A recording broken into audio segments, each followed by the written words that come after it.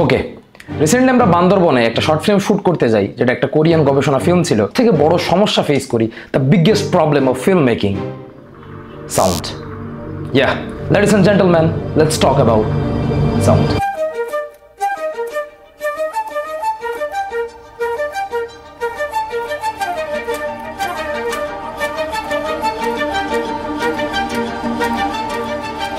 What is Foley sound?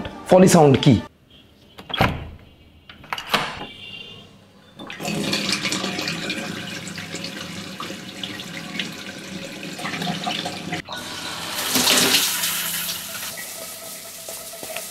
এই যে এখানে আমরা দরজা খুললাম, দরজা খোলার একটা শব্দ, ট্যাপ চালালাম, ট্যাপ চালার একটা শব্দ, শাওয়ার ছাড়লাম, শাওয়ার ছাড়ার একটা শব্দ, এবং রুম টোন।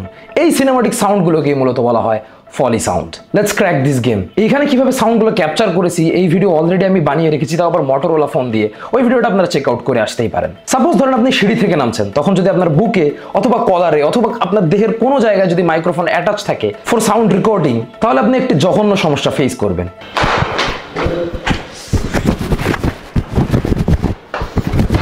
হ্যাঁ, এই সমস্যা। এই ডিস্ট্রাকশন এড়াতে আপনি কি করতে পারেন আমি বলে দিচ্ছি।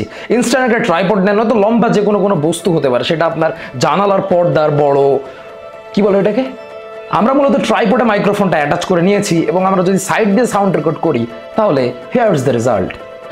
অ্যাকশন।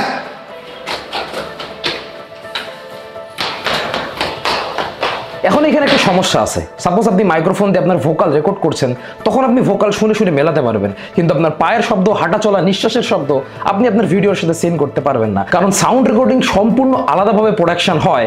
সুতরাং এখানে একটা প্যারা হয়। এইখানে প্যারাটা এড়াতে ইন্ডাস্ট্রিতে মানুষ ক্লাববোর্ড ব্যবহার করে। যদি আপনার কাছে ক্লাববোর্ড না থাকে তাহলে আপনার দরকার হবে তালি। এক্স্যাক্টলি।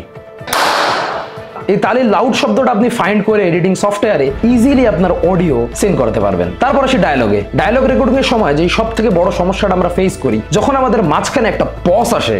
কি করা যায় এই বিষয়টাতে? কোনো কিছু করার নেই। এই যে নয়েজটা কাট আউট, এটা অনেক চিপ এবং অনেক আনপ্রফেশনাল লাগে। এখানে করণীয় কি?